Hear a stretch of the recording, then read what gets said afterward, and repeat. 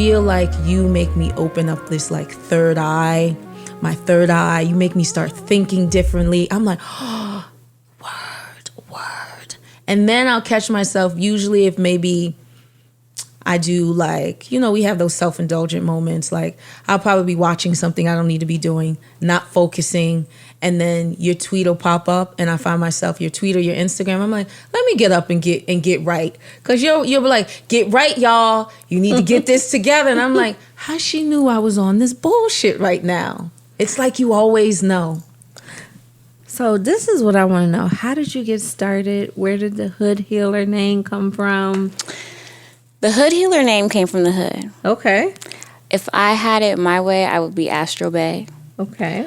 But the Hoodhealer is a name that was dubbed by the hood.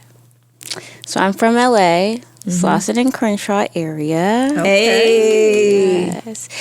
And I would say that spirit pushed me to do this work. I couldn't work for the man, I'm not really that good at following the rules, working for other people, and this is a natural gift, a gift that I needed to embrace, and so here I am. How'd you discover it? I've always had it.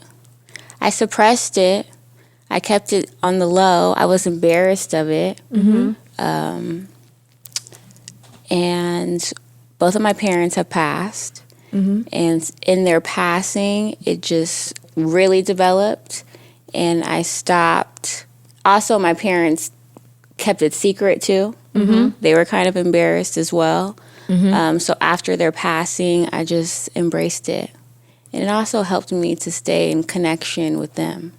So, okay, when you say you were embarrassed, is it because when it comes to, say, like spiritual work and things of that nature, back in the day, people reference it to like witchcraft or think it's something different like that? Is it because people were trying to make those two things like synonymous? Absolutely. And I think in our community, we are not, even though this is so much of our culture historically, and I feel like genetically, we're just not educated. And so it's very much witchcraft. It's very much devil worship. It's very much a hell no. Yeah. Everything in between, which is interesting. How did you start to deviate from those negative connotations and start to stand in your spiritual truth? God is still the center of everything that I do. Amen. And there's not a conversation that I have publicly or privately that does not include God. I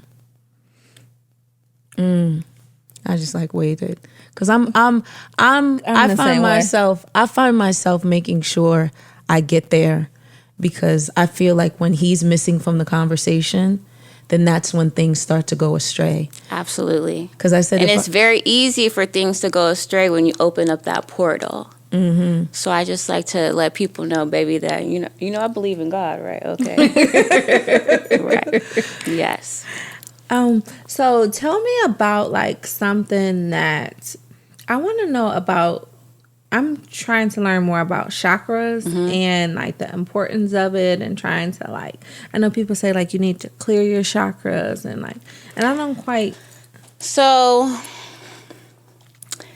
chakras are energy points in the body. And when they are aligned, we operate at our optimum abilities. But the thing that I like to say is getting your chakras aligned don't mean that you're not going to be a weird bitch, okay? You know what I mean? It's work that we do in addition to spiritual maintenance, but it just doesn't stop there. You know what I mean? Yeah. So it's being energetically aligned, but there's more to it. You know what I mean? There's a lot of people who I feel like look the part or feel like they have that kind of alignment, but they're weird. Yeah. Out of touch. Yeah. A little strange. I call it being spiritual superficial. Yes. Where it looks good on the outside.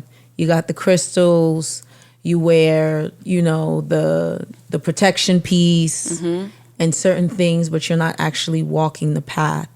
And going through it, it's like when I started, like I think I'm gonna be honest and I'm gonna attest it to Ming. You know, when I lost a friend of mine, Malcolm, I was in a very deep and dark place to a point of I couldn't explain things to people because I started seeing things in the middle of the night. And I didn't know what was going on, what was there. And I had the conversation with Ming because at this point I said either I'm going crazy or I'm going to kill myself. And Ming was like, do you know Hoodhealer? I was like, no. She was like, you really need to talk to her. And I went on social media. That's a good friend. When I tell you, she attested for you. But then I went and looked and I was like, damn it, she got too many followers. She's probably not gonna hit me back. You know, you sent a phone number and we talked. And I don't want to fully get into it, like, because it was just so personal and it was so perfect. And I will say it helped me through, not even just helped me get a better understanding of trauma, of the afterlife, of protection, to a point. I remember you were like, listen, you need to go see an optometrist. You need to check your eyes. A girl has glasses.